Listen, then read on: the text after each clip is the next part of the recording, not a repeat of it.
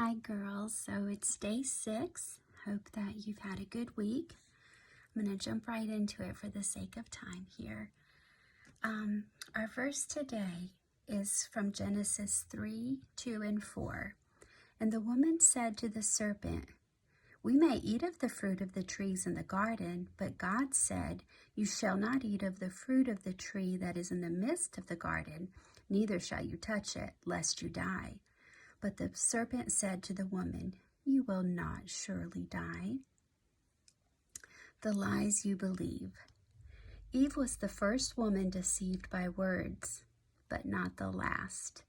God had said one thing, Satan said another, and Eve fell for Satan's lies. Sin and shame entered our world, and Jesus paid for it with his life. You see, your struggle to separate truth from lies is something that every human wrestles with. It's hard to believe truth if your mind is flooded with confusion and false stories. And Satan is the one who's always trying to kill, steal, and destroy. The Bible tells us that in John 10:10. Satan is a liar. I know that you know that, but I want to say it again. He is a liar. He wants to define you, label you, and stop you from being brave and doing the work that God has for you.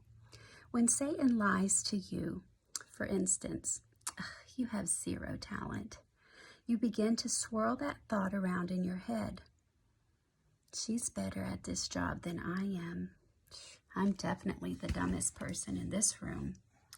Soon, lies to yourself lead to lies about others because you're hurting and insecure. You hear a lie and you treat it like truth, and it begins to define you like a label, and then you act out of that label. It's a vicious cycle that can be treated only by a heaping dose of truth, the real stuff. That's why I love the Bible. In His Word, God has already given you all the labels that you need, and that's where we learn how to treat ourselves and each other. Friend, it's time to stop listening to Satan's lies and labels so that you can hear the truth. So the challenge she has for us today is to read the story of David and Goliath, 1 Samuel 17. What are some of the labels other people gave David, and which ones were actually true?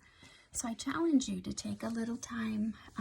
It should only take you a few minutes to read that chapter, and it's such a cool story anyway. We referenced it the other day.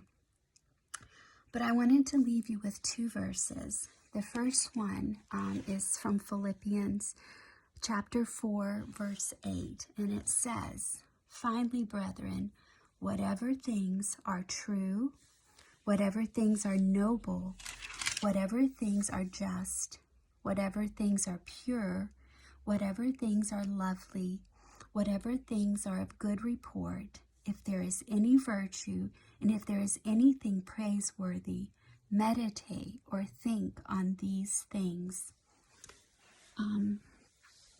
As she said, Satan is a liar, and he's constantly feeding you lies about yourself and about others, about the world. So it's only in God's Word that you can combat those lies with truth. And the last verse I want to leave you with is 1 Corinthians 16, verse 13. "Watch, stand fast in the faith, be brave, be strong. Let all that you do be done with love." Love you guys. Have a wonderful afternoon.